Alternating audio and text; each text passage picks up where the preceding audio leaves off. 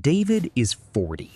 He's sitting at his kitchen table on a Tuesday night with his laptop open, a coffee that went cold an hour ago, and a retirement calculator that just told him something he wasn't ready to read. He typed in his current savings, $0, his age, 40, and the number he'd need to retire, $1.2 million. And the calculator told him he'd need to save $3,200 a month starting right now to get there by 65. He doesn't have $3,200 a month. He barely has $400. So he closed the laptop, told himself he'd figure it out later, made a fresh coffee, and went to bed feeling the specific kind of dread that doesn't come from a single bad decision. It comes from 1,000 small ones you can't even name anymore. Here's what nobody told David that night. The calculator was right about the math, but it was completely wrong about the story. Because the question isn't whether David can retire with $1.2 million starting from zero at 40. The question is what actually happens to David's money if he does the right things in the right order starting this month. And the answer is not what the calculator showed him. It's not what the financial media tells people who start late. And it is almost certainly not what you've been told if you're sitting where David is right now. My name is BG, and today we're running the actual numbers on starting from zero at 40.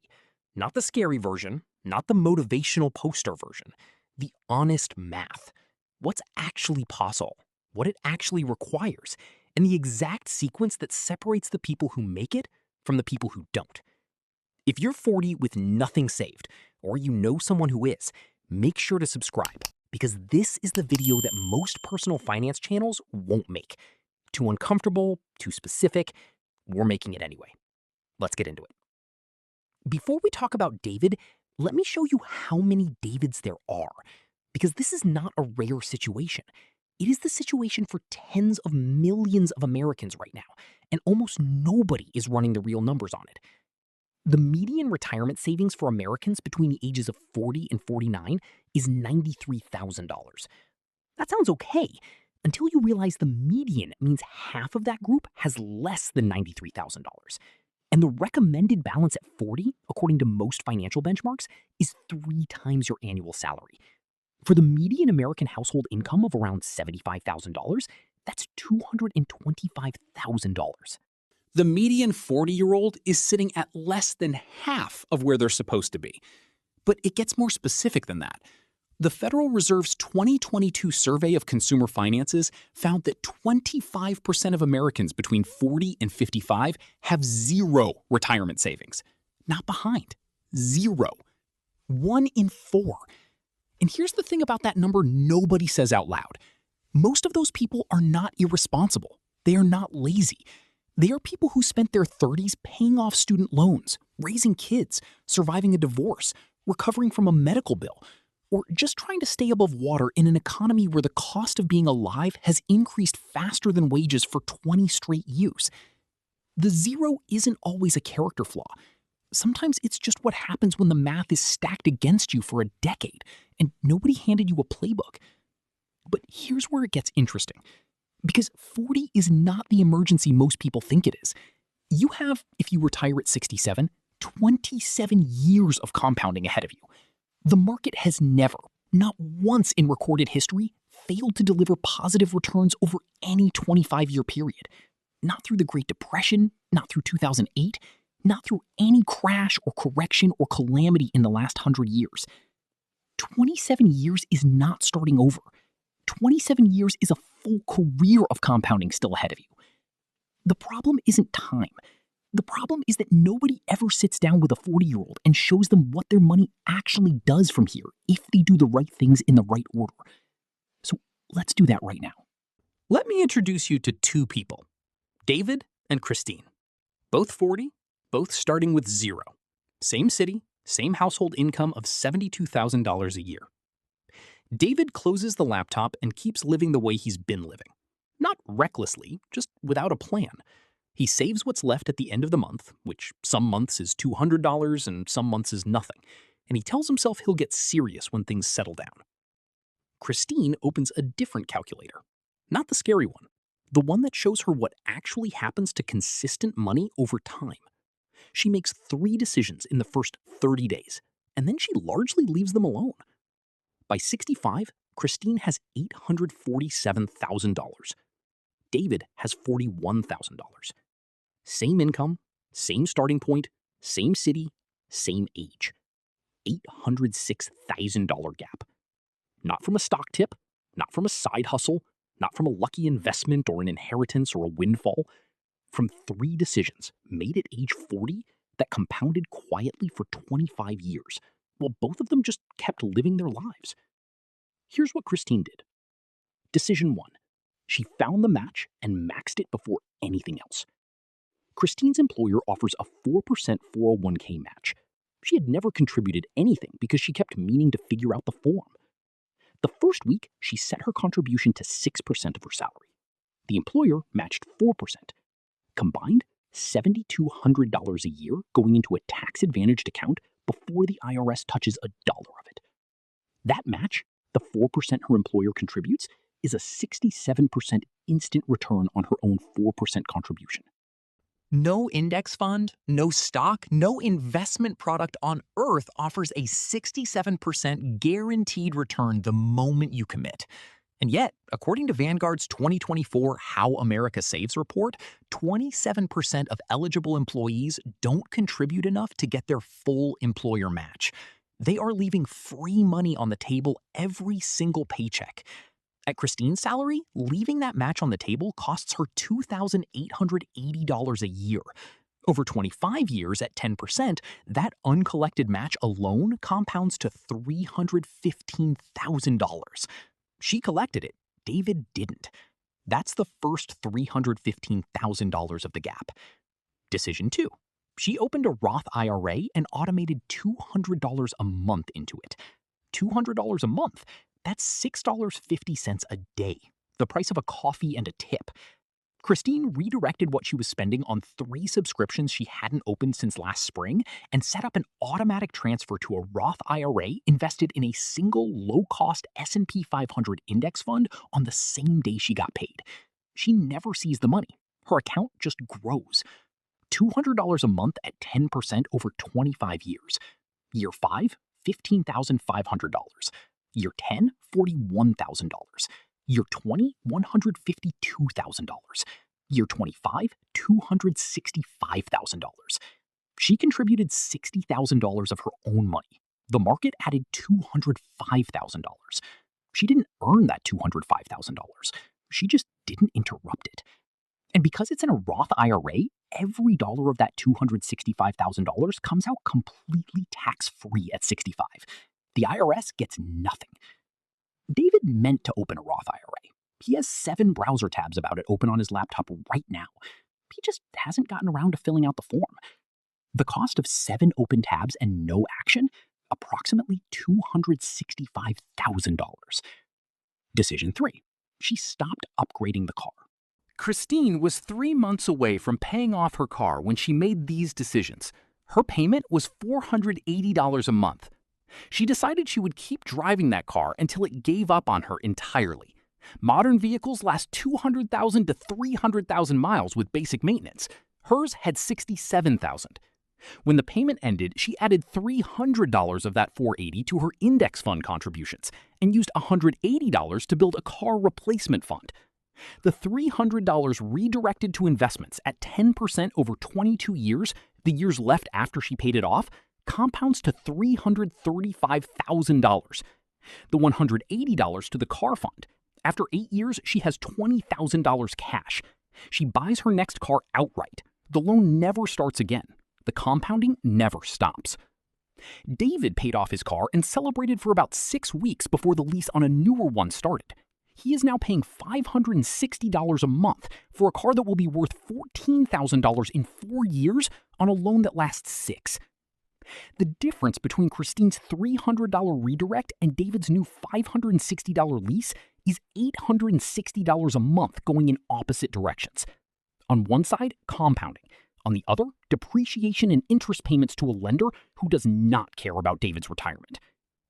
3 decisions, 25 years, $847,000 versus $41,000. Let's talk about the math that surprises everyone. Here is the number most 40-year-olds starting from zero never see. Because finance content aimed at late starters almost always leads with guilt. You should have started earlier. You're behind. The window is closing. All of that is technically true, and almost none of it is useful. Here's what is useful. The S&P 500's average annual return going back nearly 100 years is roughly 10%. That number has held through every recession, every crash, every war, every crisis you can name. If you invest $500 a month starting at 40 and do nothing else, no raises, no increases, just $500 every single month without fail, here's what happens. Year 5, $38,000 saved, portfolio worth approximately $39,000.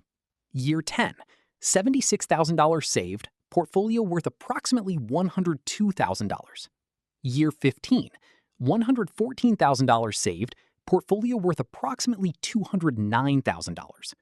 Year 20, $152,000 saved, portfolio worth approximately $382,000. Year 25, $190,000 saved, portfolio worth approximately $663,000. You put in $190,000 of your own money. The market contributed $473,000. You didn't earn $473,000. You didn't work for it. You didn't negotiate for it. You didn't time it. You just didn't stop. And this is before the employer match, before the Roth, before any salary increases you'll receive over 25 years, before any income growth at all. $500 a month. One consistent decision. $663,000. Now, here is the part that breaks people's brains when they actually see it. The final 5 years of that 25-year period, years 20 through 25, account for $281,000 of that total. More than 40% of your entire wealth is built in the last 5 years alone. This is why stopping at year 19 because you got nervous is the most expensive decision a late starter can make. The ending is where the money is. Every year you stay in the game, you're not just adding another year, you're protecting the most valuable years that come after it. Now, let me show you what Christine's 3 decisions look like combined, all 3 working simultaneously from age 40. 401k with employer match, contributing 6%, employer adds 4%, $7,200 per year. Roth IRA, $200 per month, $2,400 per year. Redirected car payment, $300 per month, $3,600 per year. Total going in annually, approximately $13,200 a year, about $1,100 a month. At 10% over 25 years, the final portfolio sits at approximately $847,000. She contributed roughly $330,000 of her own money. The market, through doing absolutely nothing except existing, contributed $517,000 more. She's not a millionaire. Let's be honest about that. She is not retiring on a beach in the Maldives, but she is retiring fully on her own terms, without needing to work until her body makes the decision for her. And she got there starting from zero at 40. But here's the brutal truth. Most people who find themselves in David's position at 40 don't do what Christine did. Not because they're incapable, because there are 3 specific traps waiting for them on the other side of that realization. And they are designed, structurally, psychologically, commercially, to catch people exactly at this moment. Trap 1, the catch-up illusion.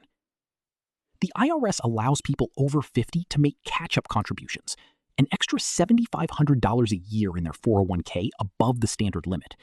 This is genuinely useful, but the financial media has turned it into a story that goes like this. Don't worry, you can catch up. And when people hear that, they wait.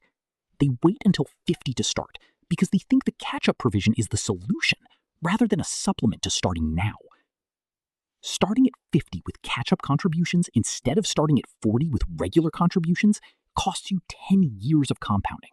On Christine's portfolio, those 10 years represent approximately $390,000. Catch-up contributions are not a second chance. They're a top-up. Starting is the strategy. The catch-up is the bonus. Trap 2, the aggressive return fantasy. People who start late sometimes believe they need to take bigger risks to make up for lost time. Higher risk investments, crypto, individual stocks, options trading, anything that might compress 25 years of returns into 10. Here's what the data actually shows. Dalbar's 2025 report found the average equity investor earned 16.54% in 2024.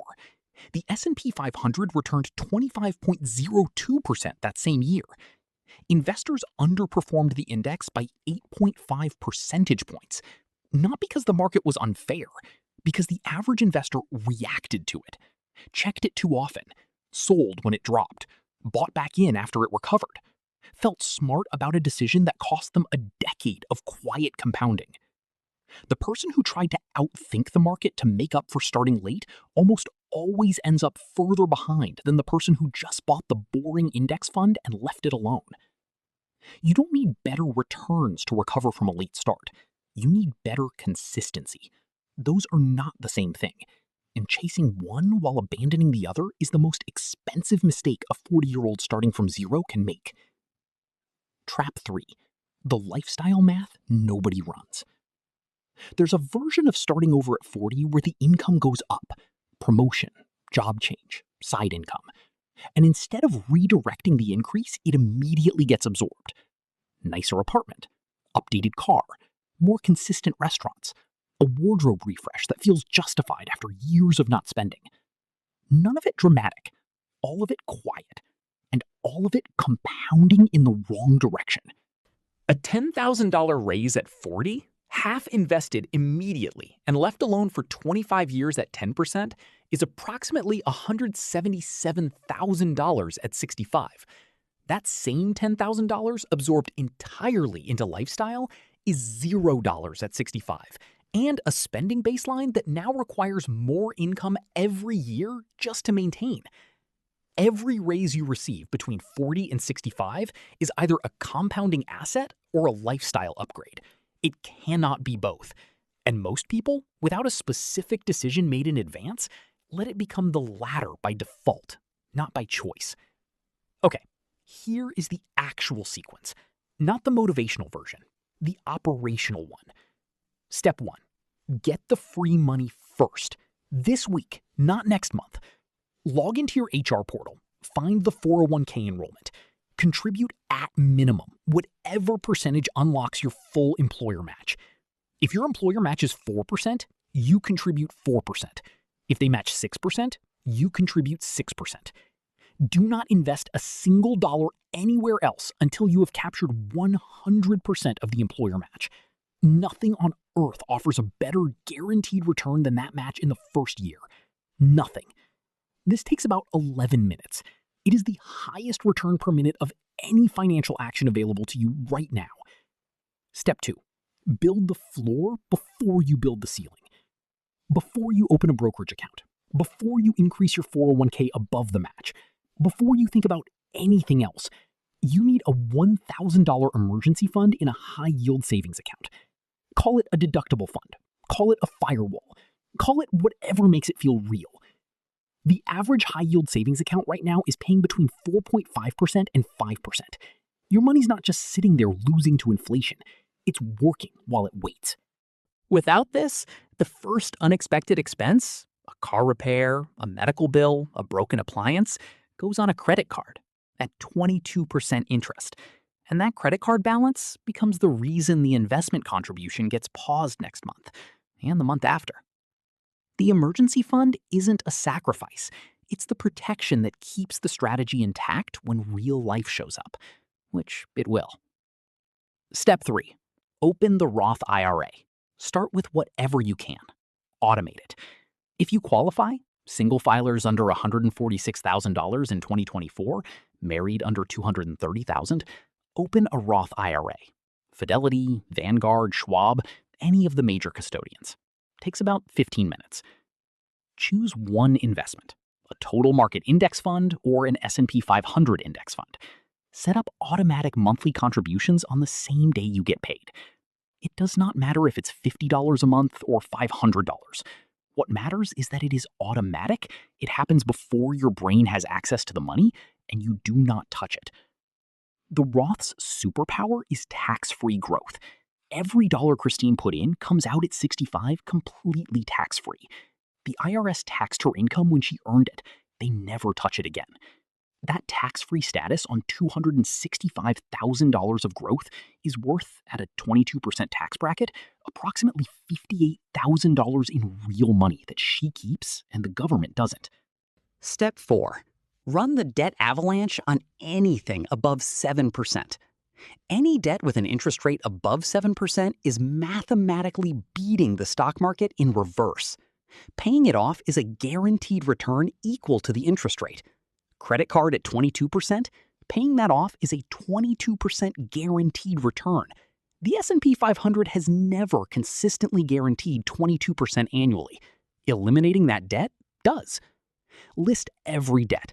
Pay minimums on everything except the highest interest rate. Throw every extra dollar at that one until it's gone. Move to the next.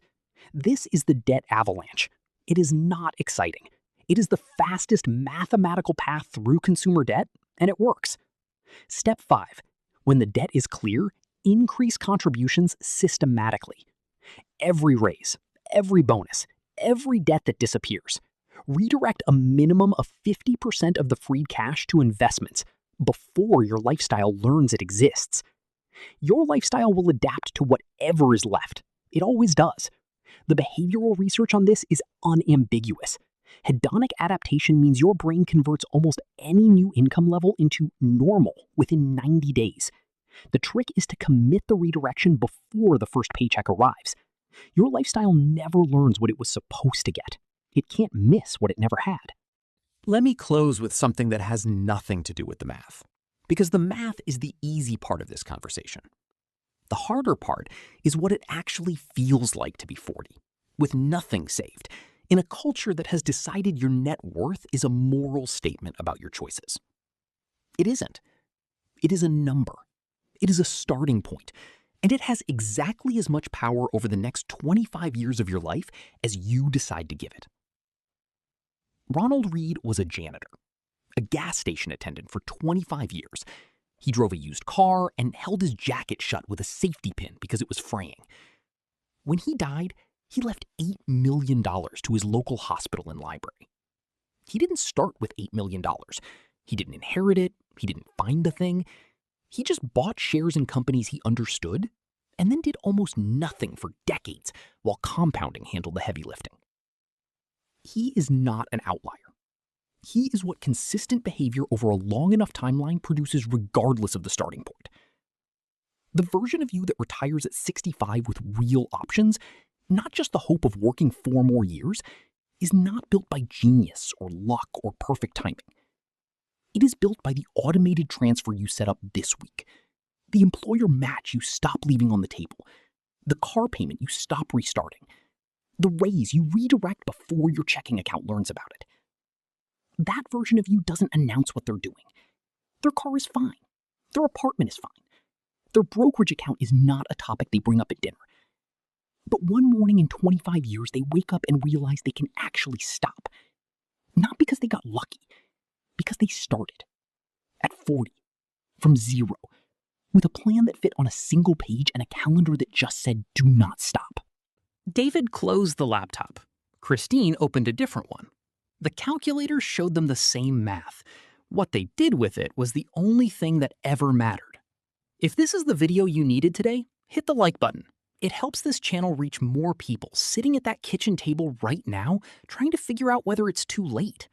Subscribe, because we do this exact kind of math-first breakdown every week. The real numbers, the honest version. No courses, no upsells. And drop in the comments the financial question you want me to run the numbers on next. I will make it thoroughly unsexy and genuinely useful. Not a financial advisor. Nothing here is financial advice. These are historical numbers, documented patterns, and math that you can verify yourself. What you do with it is entirely your own decision and your own responsibility.